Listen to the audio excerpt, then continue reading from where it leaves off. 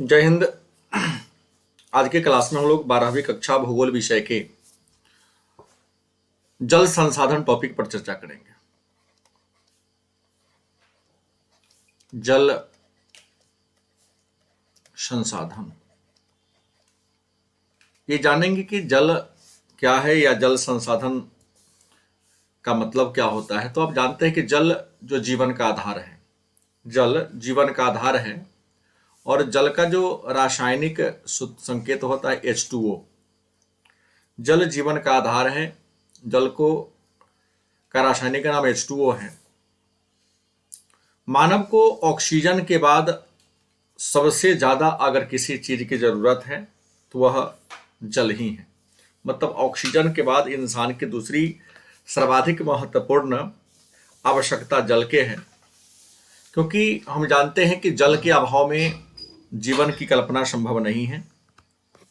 ऐसा माना भी जाता है कि जीवन की उत्पत्ति जल में हुई है और आप जानते हैं कि जल प्रकृति के द्वारा मानव को दिया गया निःशुल्क उपहार है। जीवन की उत्पत्ति जल में हुई है। जल इंसान की दूसरी सर्वाधिक महत्वपूर्ण आवश्यकता है। जल के बिना जीवन की कल्पना संभव नहीं है। और एक बात आप जानते हैं कि मानव के शरीर का 52 से 67% एवरेज अगर मान ले तो मानव के शरीर का 65% भाग किसका है? भार का जल का होता है।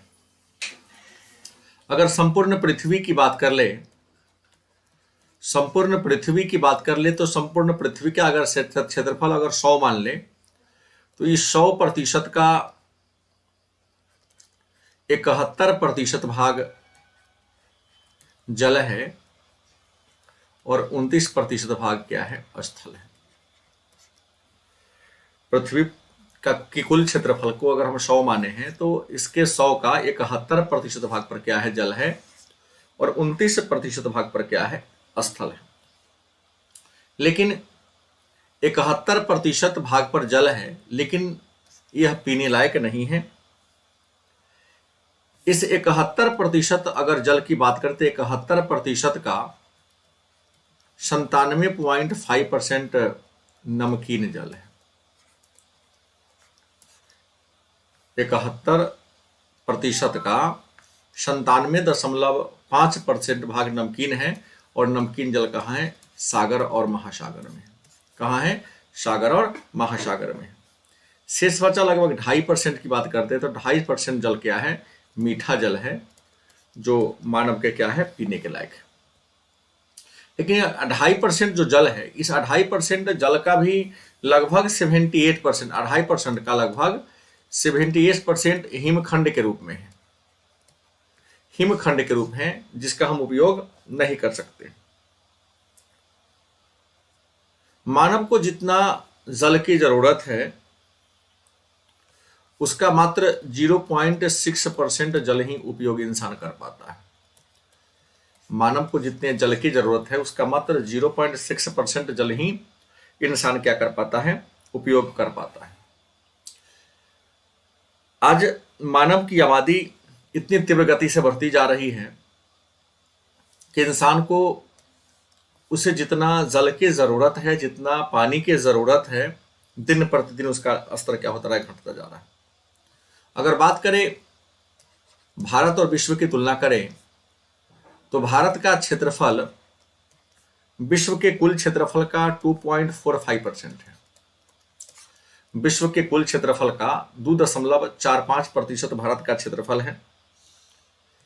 और विश्व में जितना जल है, विश्व के में जितना जल है उसका मात्र 4% जल भारत के पास है। और विश्व की जितनी आबादी है, जितनी जनसंख्या है, विश्व की जनसंख्या का लगभग 17.5% जनसंख्या भारत के पास है। तो विश्व के कुल क्षेत्रफल का लगभग 2.45% भूमि भारत के पास है। विश्व के कुल जल का 4% जल भारत के पास है और विश्व के कुल जनसंख्या का 17.5% जनसंख्या भारत के पास उपलब्ध है। आपको बता दें, भारत में प्रतिवर्ष वर्षा से 130 सेंटीमीटर जल की प्राप्ति होती है। 130 सेंटीमीटर।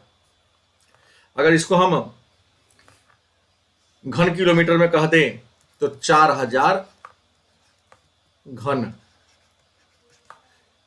किलोमीटर प्रतिवर्ष भारत को वर्षा से जल क्या होता है, प्राप्त होता है।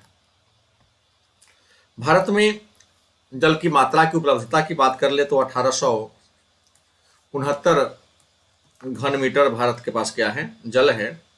लेकिन इसका मात्र 60% जल ही हम उपयोग कर पाते हैं। भारत के पास जितना जल है उसका मात्र 60% जल का ही उपयोग कर पाते हैं। और भारत में उपयोग के लायक जो जल संसाधन है, भारत में उपयोग के लायक जो जल संसाधन है 1123 घन किलोमीटर जल ही भारत में उपयोग के लायक है। इस 1123 घन किलोमीटर जल का 690 घन किलोमीटर जल सतही जल है, मतलब धरती के ऊपर है। और 432 घन किलोमीटर जल भूमि के नीचे है, मतलब भूमिगत है। भारत में अगर जल संसाधन की बहाव की बात करें, भारत में जल संसाधन के अगर हम भाग की बात करें कि भारत में जल संसाधन के कितने भाग हैं, तो भारत में जितने भी जल हैं, जल संसाधन है, विद्वानों ने उसको 2 वर्गों में रखा है। पहला धरातलीय जल, पहला कौन है, धरातलीय जल। और धरातलीय जल को हम सतही जल भी कहते हैं। धरातलीय जल को हम सतही जल भी कहते हैं। दूसरा है भौम जल। भौम जल, इसको हम भूमिगत जल भी कहते हैं। भारत में जो जल संसाधन है इसके 2 भाग हैं, धरातलीय जल और भौम जल। अब प्रश्न होगा कि धरातलीय जल कहते किसे हैं, तो धरती के सतह पर, यूं कह दे पृथ्वी के सतह पर, पृथ्वी के सतह पर जो जल उपलब्ध है, पृथ्वी के सतह पर पाए जाने वाले जल को धरातलीय या सतही जल कहते हैं। और भूमि के गर्भ में, भूमि के गर्भ में पाए जाने वाले जल को हम भूमिगत जल या भौम जल के नाम से जानते हैं। अब प्रश्न होगा तो धरातलीय जल के स्रोत कौन कौन है, तो धरातलीय जल के जो स्रोत होंगे वह नदी होंगे, झील होगा, तालाब होगा और जलाशय, जो अन्य छोटे छोटे जलाशय हैं, ये सारे सतही जल या धरातलीय जल के क्या उदाहरण हैं। मैंने एवरेज बात की, औसत की बात कर किया 130, लेकिन भारत में प्रतिवर्ष 109 सेंटीमीटर जल वर्षा से प्राप्त होता है प्रतिवर्ष। और यह मात्रा में अगर देखा जाए तो 2700 घन किलोमीटर, मतलब वर्षा से प्रतिवर्ष 109 सेंटीमीटर जल मिलता है भारत को। और इसको घन किलोमीटर में 2700 घन किलोमीटर वर्षा से जल प्राप्त होता है। ये 2700 जो घन किलोमीटर वर्षा से जल प्राप्त होता है इंडिया में, इसका 2700 का 1250 घन किलोमीटर वाष्प बनकर उड़ जाता है। वाष्प बनकर क्या होता है, उड़ जाता है। और 790 घन किलोमीटर भूमि क्या करती है, सोख लेती है। मतलब भारत में जितना वर्षा से जल प्राप्त होता है वह 2700 घन किलोमीटर है, सेंटीमीटर में 109 सेंटीमीटर है।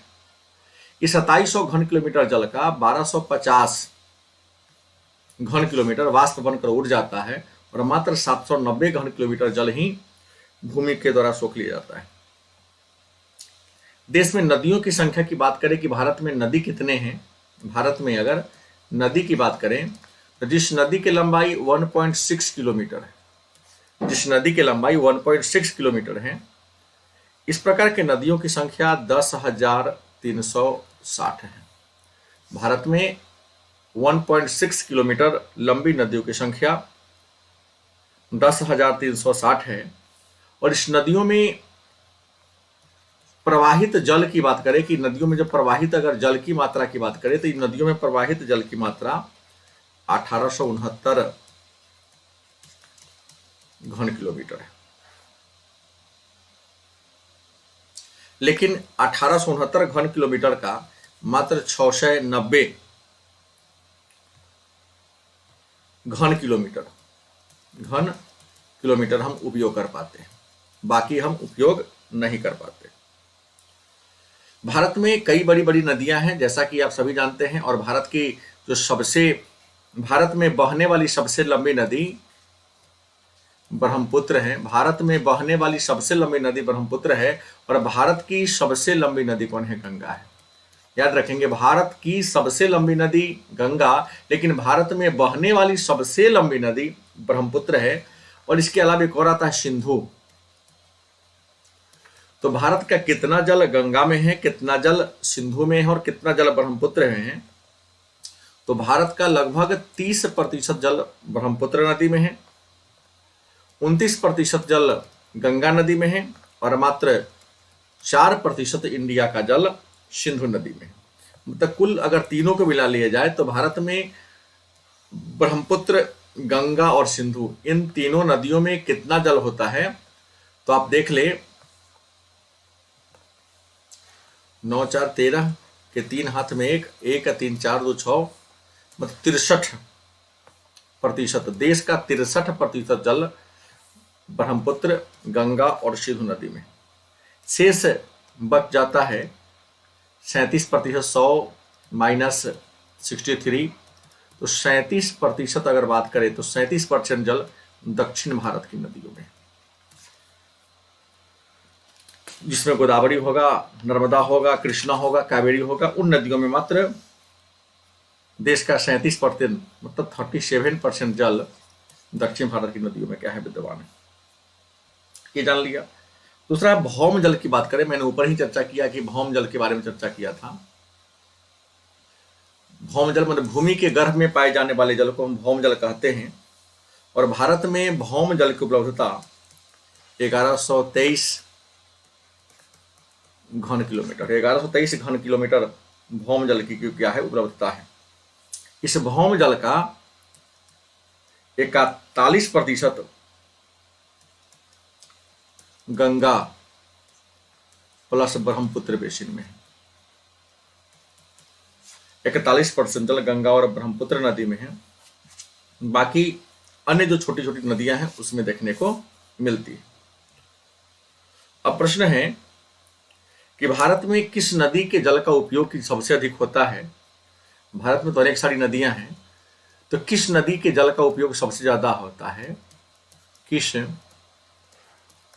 नदी के जल का उपयोग सबसे अधिक होता है? तो भारत में सबसे ज्यादा अगर नदी जल के उपयोग की बात करते हैं तो सबसे ज्यादा जिस नदी के जल का उपयोग होता है वह नदी है गंगा। गंगा नदी के जल का सबसे ज्यादा उपयोग होता है। और भौम जल की बात करते हैं, अगर हम भौम जल की बात करें तो सिंधु नदी बेसिन में के जल का उपयोग सबसे अधिक होता है। और किस नदी बेसिन में सबसे अधिक जल है? तो सबसे ज्यादा अगर जल की बात करते हैं तो ब्रह्मपुत्र नदी बेसिन में, ब्रह्मपुत्र नदी बेसिन में सबसे ज्यादा जल की मात्रा है। अब सवाल है कि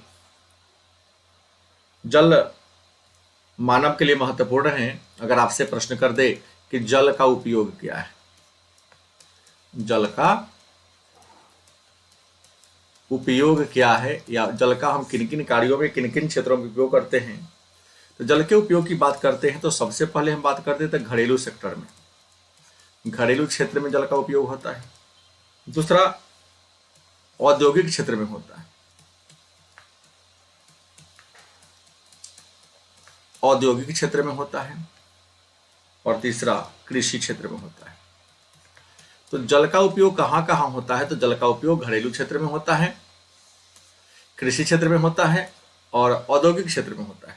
लेकिन हमने पहले ही कहा कि भारत में जो जल है इसके दो रूप हैं, एक भौम जल और दूसरा कौन है? सतही जल।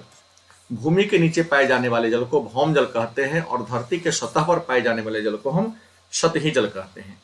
तो भौम जल का कितना प्रतिशत कहाँ यूज होता है? तो भौम जल का अगर हम घरेलू क्षेत्र की बात करें तो भौम जल का कितना प्रतिशत घरेलू क्षेत्र में होता है? तो भौम जल का लगभग 3% भाग घरेलू क्षेत्र में होता है। औद्योगिक क्षेत्र की बात करें तो भौम जल का 5% औद्योगिक क्षेत्र में होता है, और कृषि की बात करें तो भौम जल का 92% भाग कृषि क्षेत्र में होता है। लेकिन वही सतही या धरातलीय जल की बात करें तो सतही जल के भी उपयोग के 3 बात हो जाती है। पहला, अगर हम घरेलू क्षेत्र की बात करें तो भौम जल का 9% घरेलू क्षेत्र में होता है। औद्योगिक क्षेत्र की बात करें तो 2% औद्योगिक क्षेत्र में होता है, और कृषि की बात करें तो 89% कृषि क्षेत्र में क्या होता है? उपयोग होता है। तो यहां देखने को मिलता है कि चाहे वह भौम जल हो या सतही जल हो, भौम जल हो तब चाहे सतही जल हो, तो सबसे ज्यादा जल का उपयोग, अगर आपसे पूछे कि जल का सबसे ज्यादा उपयोग, जल का सबसे ज्यादा उपयोग की बात करते हैं तो जल का सबसे ज्यादा उपयोग कृषि कार्य में होता है। कृषि कार्य में क्या करते हैं? तो सिंचाई के लिए जल का सबसे अधिक उपयोग हम किस कार्य में करते हैं? सिंचाई के लिए करते हैं। अब प्रश्न है, तो सिंचाई के साधन भारत में कौन कौन है? तो भारत में सिंचाई के साधन हैं, नंबर 1 में नहर, दूसरा है कुआं और तीसरा है तालाब। तो तालाब तो सबसे अधिक अगर बात करें तो तमिलनाडु राज्य में, तमिलनाडु में है। उसके बाद आंध्र प्रदेश में है, और तीसरा आता है पश्चिम बंगाल में। लेकिन कुआं या नलकूप की बात करें तो सबसे अधिक यूपी में है, और नहर पंजाब व हरियाणा में नहरों की संख्या क्या है? बहुत ज्यादा है। लेकिन जल महत्वपूर्ण संसाधन है, जल के बिना जीवन की कल्पना संभव नहीं है। लेकिन आज जल क्या हो रहा है? प्रदूषित हो गया है। जल की सबसे बड़ी समस्या क्या है? कि जल प्रदूषित हो गया है। तो प्रश्न हो सकता है कि जल प्रदूषण क्या है? जल प्रदूषण क्या है, या जल प्रदूषण से आप क्या समझते हैं? तो जल प्रदूषण का मतलब जल में अवांछनीय और हानिकारक पदार्थों के मिल जाने से, जल में अवांछनीय और हानिकारक पदार्थों के मिल जाने से जल की गुणवत्ता में क्या होना? ह्रास हो जाना। जल में अवांछनीय और हानिकारक पदार्थों के मिल जाने से जल की गुणवत्ता में क्या हो जाना? ह्रास हो जाना जल प्रदूषण कहलाता है। जल में अवांछनीय और हानिकारक पदार्थों के मिल जाने से जल की गुणवत्ता में क्या हो जाना? ह्रास हो जाना जल प्रदूषण कहलाता है। प्रश्न होगा, तो जल प्रदूषण के कारण क्या है? तो जल प्रदूषण में आ जाएगा कारण में औद्योगिक कचरा का जलमय प्रवाह, दूसरा शहरी कचरा, औद्योगिक कचरा का जलमय प्रवाह, शहरी कचरा का, उसके बाद मेडिकल कचरा का जलमय प्रवाह, जल में डिटर्जेंट का प्रयोग करना, जल नदी के किनारे मलमूत्र का त्याग करना, मरे हुए जीव जंतु को नदी में फेंकना। तो ये जल प्रदूषण के क्या है? कारण है। अब प्रश्न है कि जल प्रदूषण पर अगर नियंत्रण करना होगा तो हमें क्या करना होगा? कि जल प्रदूषण पर नियंत्रण के लिए हमें क्या करना होगा? तो सबसे बड़ी बात है औद्योगिक कचरा को साफ करके भेजा जाए, शहरी कचरा को साफ करके भेजा जाए, और मेडिकल कचरा को जल में फेंकने से क्या हो? बचे। हालांकि भारत में जल की गुणवत्ता में सुधार लाने के लिए हर राज्य की सरकार ने काम किया है। जल प्रदूषण पर नियंत्रण के लिए केंद्रीय प्रदूषण नियंत्रण बोर्ड, केंद्रीय प्रदूषण नियंत्रण बोर्ड का गठन किया गया है। इतना ही नहीं, राज्य प्रदूषण नियंत्रण बोर्ड, राज्य प्रदूषण नियंत्रण बोर्ड का गठन किया गया।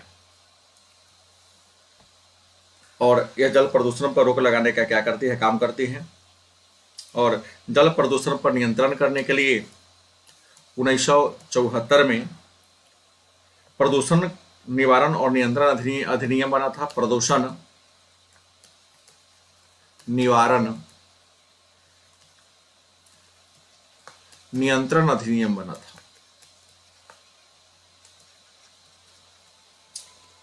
उसके अलावा इसको लागू किया गया था 1986 में। उसके बाद एक और बना था जल उपकर अधिनियम। जल उपकर अधिनियम की बात करते हैं तो यह 1977 ईस्वी में बना था। तो जल हमारे लिए महत्वपूर्ण है और जल को प्रदूषण होने से क्या करना है, दूषित होने से बचाना है। और जल को प्रदूषण होने से बचाने के लिए हमें क्या करना होगा, जल का पुनः चक्रण करना होगा। जल का पुनः चक्रण करना होगा। जल सांभर नियंत्रण बोर्ड की स्थापना करना होगा। वर्षा जल संग्रह करना होगा। छत वर्षा जल संग्रह करना होगा। चापाकल के सामने, चापाकल के पास सोखता का निर्माण करना होगा। और जल को दुरुपयोग होने से क्या होगा, बचाना होगा। आपको बता दें, भारत सरकार जल संग्रह पर नियंत्रण करने के लिए कई कार्यक्रम चलाया है, जैसे हरियाली कार्यक्रम।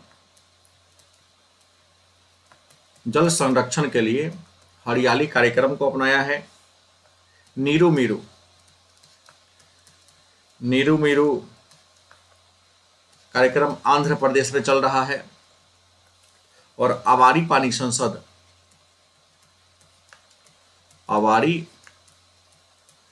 पानी संसद का आयोजन आपको बता दें, राजस्थान के अलवर जिला में आवारी पानी संसद का आयोजन किया गया है जल संरक्षण के लिए। और सबसे महत्वपूर्ण बात जान लें कि तमिलनाडु ऐसा भारत का राज्य है जहां छत वर्षा जल संग्रह को अनिवार्य बना दिया गया है। छत वर्षा जल संग्रह को यहां पर क्या कर दिया गया है, अनिवार्य बना दिया गया। कहां, तमिलनाडु में। और मेघालय की बात कर दें कि मेघालय में जल को बचाव के लिए बांस सिंचाई उपलब्ध है। यहां पर भारत सरकार ने जल को संरक्षण के लिए टपकन सिंचाई विधि को बढ़ावा देने का क्या कर रही है, कार्य कर रही है। तो जल हमारे लिए महत्वपूर्ण है। जल के बिना जीवन की कल्पना संभव नहीं है। और भारत सरकार ने जल संरक्षण के लिए, शायद आपको पता होगा कि 2002 में राष्ट्रीय जल